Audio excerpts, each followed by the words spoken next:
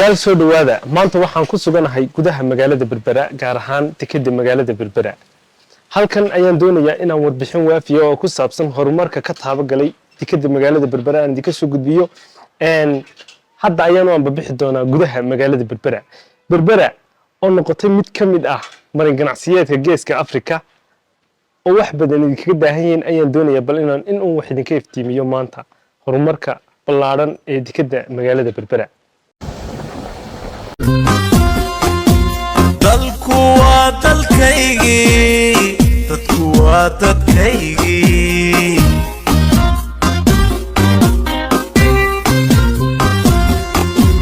tuugayga noloshana cidan uga dambeeyo inaan doorkan laytali duruufii dhacay baray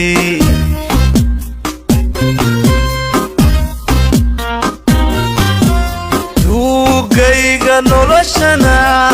cidan uga dambeeyo inaan doorkan laytali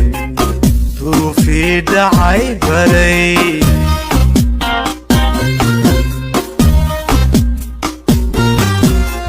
damaciya hinaasiyo dirqimaaha noloshee damaciya hinaasiyo dirqimaaha noloshee ninka taa dareensani dibowliqa candhuufta uu dibnaacee la raamsado kan aan ku suganahay waa dekada magaalada Berbera waa dekad faac weyn isla markaana ah dekadaha ugu adeegida badan geeskan Afrika waa dekad indhaha caalamka oo dhan imika ay hayaan wadamada waaweyn ayaa imika maalgashiye ka wada sida waxa maalgelisay shirkadda DP World daawasho wanaagsan saaxiibayaal soo dhawaada muuqaal kooban oo aynu maanta kaga hadli doono dekada magaalada Berbera isla markaana aynu ugu magac darnay albaabka fursadaha geeska Afrika horumarka dekada Berbera ayaynu midmid u dul istaagi doonaa inagoo ka bilaabi doona ballaarinta iyo casriyeynta dekada magaalada Berbera maxaa laga bedelay maxaa lagu soo kordhiyay inagoo qodob u dul istaagi doona saaxiibayaal dekada magaalada Berbera waxaa lagu soo kordhiyay terminaal cusub oo casri ah oo lagu daray dekada sidoo kale waxaa lagu kordhiyay qalabka wax lagu raro oo heer caalami ah awoodda dekada oo kordhay si ay u qaabisho maraakiib waaweyn maalgashi caalami ah shirkadda DP World ayaa maalgelin weyn ku samaysay dekada gaashii Soomaaliland iyo Imaaraadka Carabta ayaa kor u sii kacay kaabayaasha la xiriira dekada wadada Berbera corridor oo si toos ah ugu xidhan Itoobiya ayaa iyaduna dhamaatay garoonka diyaaradeed oo casri ah oo fududeynaya duulimaadyada ganacsiga iyo rakaabka ayaa isna laga hirgeliyay magaalada Berbera fursadaha ganacsiyeed qaybteena labaadna waxaynu ku eegi doonaa fursadaha ganacsi ee magaalada Berbera inagoo number 1 ka dhigan doona suuqa weyn ee Itoobiya in ka badan 100 milyan oo suuq oo Itoobiyaan ah oo si fudud dekada uga faa'iideysan kara ayaa jira agaga ganacsiga xorta ah ee free zone-ka fursado loogu talagalay shirkadaha si ay u shaqeeyaan ayaa iyadana halkan loogu talagalay haamaha shidaalka ee magaalada Berbera ayaa noqday xarun istiraatiiji ah oo shidaalka lagu kaydiyo warshado iyo adeegyo ganacsi fursado u bannaan warshado yaryar bakhaaro iyo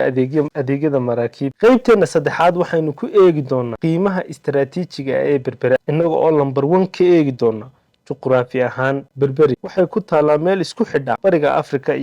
Afrika bariga dhexe iyo Aasiya nabadgelyada iyo xasiloonida degmada Berbera oo leh jawi nabdoon oo ku haboon maalgelinta sumcad caalami ah indhaha caalamka oo ku sii jeeda Berbera door muhiim ah oo qaadanaysa isku xidhka gobolka iyo ganacsiga badaha inagoo ugu dambeyn ku soo gunaanin doona Berbera ma ahan kaliya dekad waa furo dhaqaale albaab ganacsi iyo hilow horumar oo cusub u ah geeska Afrika sana ha joogtay hadday saa'id noqonayso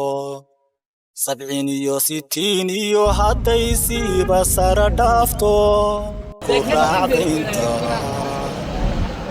inkastoo u soo sara kaco seeta ila doona